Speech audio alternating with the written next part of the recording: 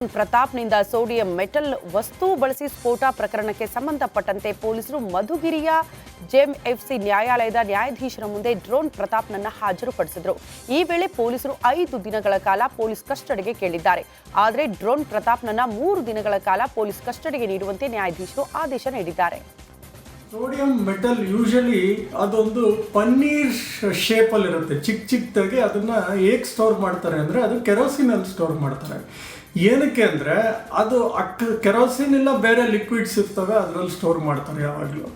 ಯಾಕೆ ಆ ಥರ ಸ್ಟೋರ್ ಮಾಡ್ತಾರೆ ಅಂದರೆ ಅದು ನೀರಿನ ಜೊತೆ ಮಿಕ್ಸ್ ಆಗಿದ ತಕ್ಷಣ ಸೋಡಿಯಂ ಮೆಟಲ್ ಅದು ಏನಾಗುತ್ತೆ ಅಂದರೆ ಸೋಡಿಯಂ ಹೈಡ್ರಾಕ್ಸೈಡ್ ಮತ್ತು ಹೈಡ್ರೋಜನ್ ಗ್ಯಾಸ್ ಆಗಿ ಸ್ಪ್ಲಿಟ್ ಆಗುತ್ತೆ. ಹೈಡ್ರೋಜನ್ ಗ್ಯಾಸ್ ಏನು ಮಾಡುತ್ತೆ ಅಂದರೆ ಅದು ಎಕ್ಸೋಥರ್ಮಿಕ್ ರಿಯಾಕ್ಷನ್ ಕ್ರಾಸ್ ಮಾಡುತ್ತೆ, ಅಂದರೆ ದೊಡ್ಡ ಹೀಟ್ ಪ್ರೊಡ್ಯೂಸ್ ಮಾಡುತ್ತೆ, ದೊಡ್ಡ ಬೆಂಕಿ ಉಂಡೆ ಥರ ಕಾಣುತ್ತೆ ನಿಮಗೆ.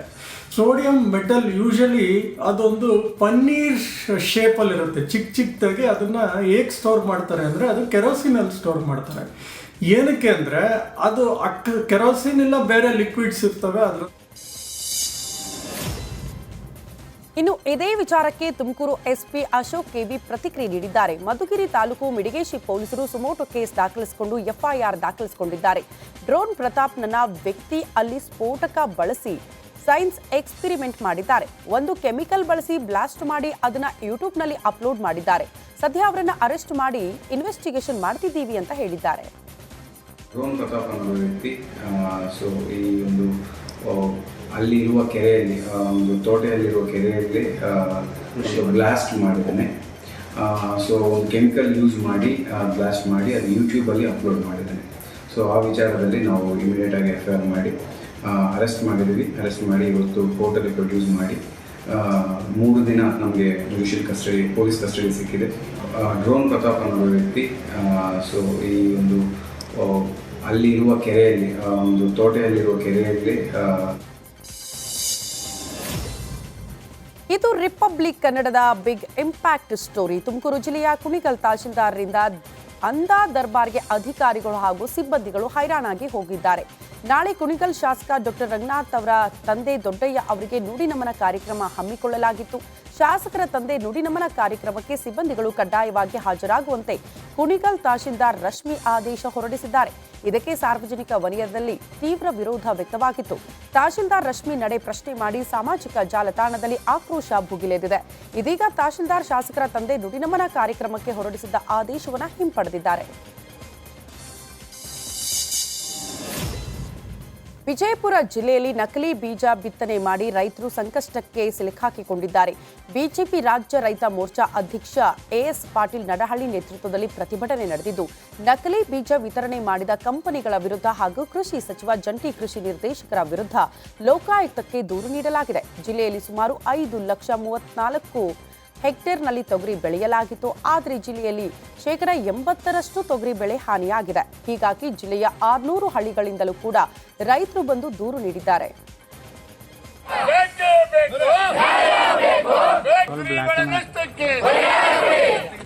ಬೇಕು ಅಂತ ಹೇಳಿ ಇವತ್ತೇನು ಅಧಿಕೃತವಾಗಿ ಲೋಕಾಯುಕ್ತರಲ್ಲಿ ಪ್ರತಿ ಊರಿನಿಂದ ಇವತ್ತಿನಿಂದ ಪ್ರಾರಂಭ ಮಾಡಿದ್ದೇವೆ. ಪ್ರತಿ ಊರಿನಿಂದ ಒಂದೊಂದು ಜನಪ್ರತಿನಿಧಿ, ನಮ್ಮ ರೈತ ಪ್ರತಿನಿಧಿ ಬಂದು ಎಲ್ಲಾ ರೈತರ ಪರವಾಗಿ ಕೇಸ್ ಕೊಡ್ತಕ್ಕಂಥ ಕೆಲಸ ಪ್ರಾರಂಭ ಆಗಿದೆ. ಎಂಟೈರ್ ಈ ಜಿಲ್ಲೆಯ 650 ಹಳ್ಳಿಯ ರೈತರು ಕೂಡ ಈ ರೀತಿ ಕೇಸ್ಗಳನ್ನ ದಾಖಲೆ ಮಾಡತಕ್ಕಂಥ ಕೆಲಸ ಇವತ್ತಿನಿಂದ ಪ್ರಾರಂಭ ಮಾಡ್ತಾರೆ ಅಂತಕ್ಕಂಥದ್ದನ್ನ ಈ ಸಂದರ್ಭದಲ್ಲಿ ಹೇಳಲಿಕ್ಕೆ ಬಯಸ್ತೇನೆ. ನಾನು ಮಾಧ್ಯಮದ ಸ್ನೇಹಿತರಲ್ಲಿ ಕೈ ಮುಗಿದು ಕೇಳ್ತೇನೆ. ಅಧಿವೇಶನ ನಡೀತಾ ಇದೆ, ಆದರೆ ಅಧಿವೇಶನದಲ್ಲಿ ಈ ವಿಷಯ ಗಂಭೀರವಾಗಿ ಚರ್ಚೆ ಆಗಬೇಕಾಗಿದ್ರೆ ಮಾಧ್ಯಮದವರು ತಾವು ಯಾವ ರೀತಿ ಈ ರೈತರ ನೆರವಿಗೆ ಎತ್ತಿ ತೋರಿಸ್ತೀರಿ ಅನ್ನೋದ್ರ ಮೇಲೆ ತಮ್ಮದು ಕೂಡ ಜವಾಬ್ದಾರಿ ಇದೆ. ನಾನು ಈ ಜಿಲ್ಲೆಯ ಮಾಧ್ಯಮದ ಬಂಧುಗಳಿಗೆ ಕೇಳಲಿಕ್ಕೆ ಬಯಸ್ತೇನೆ. ನೋಡಿ, ನಮ್ಮ ರೈತ ಬಡವ, ಅವನು ಸಂಘಟನೆ ಇಲ್ಲ, ಅವನು ಬಿಜಾಪುರಕ್ಕೆ ಬಂದು ಇಲ್ಲಿ ಸಂಘಟನೆ ಮಾಡಿ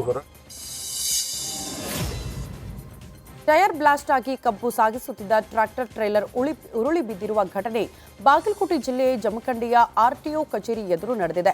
ರಸ್ತೆ ತುಂಬೆಲ್ಲ ಬಿದ್ದ ಕಬ್ಬಿನ ಪೆಂಡಿಗಳು ಬಿದ್ದಿದ್ದು ವಾಹನ ಸವಾರು ಪರದಾಡುವಂತಾಗಿದೆ.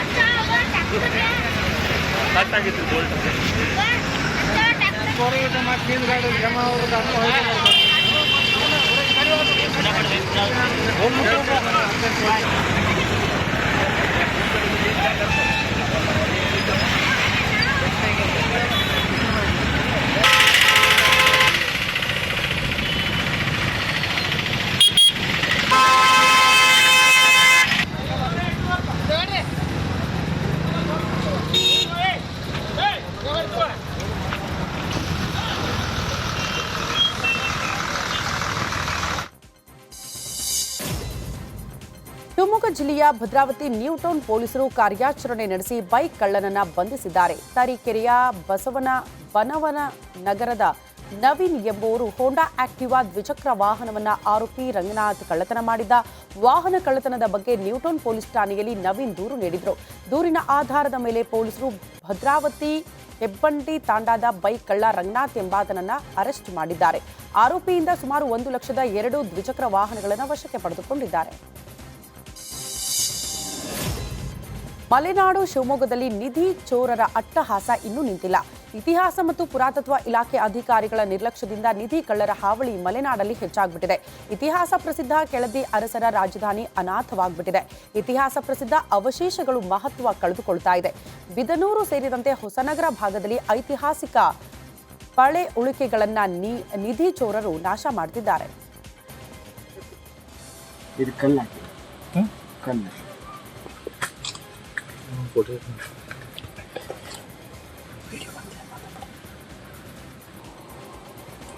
ಇದು ಸಾಯಿಕೊಬ್ರು